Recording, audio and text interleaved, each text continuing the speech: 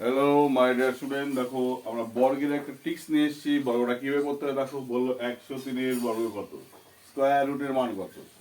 কি কাজ করে দেখো, সহজ। তুমি যেটা করবে 103টাকে এরকম লিখলে, সঙ্গে দেখো এই যে তিনটা আছে, তিনটাকে তুমি আবার প্লাস করলে 3 লিখবে।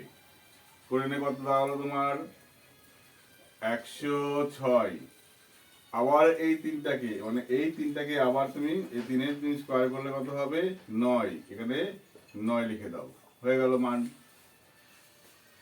চারটা দেখো, বলে 4-এর বর্গ কত, স্কোয়ার রুটের মান কত বলবে। তাহলে 104টাকে আবার 104 লিখবে, প্লাস এই 4টাকে আবার লিখবে। হলো কত হলো 108। এই 4কে শুধুমাত্র বর্গ করলে কত হবে 16। এই 16টা এখানে বসিয়ে দাও, মান হয়ে গেল কত। তাহলে 105-এর মানটা কত হবে বের করে তোমরা বলো। ওকে।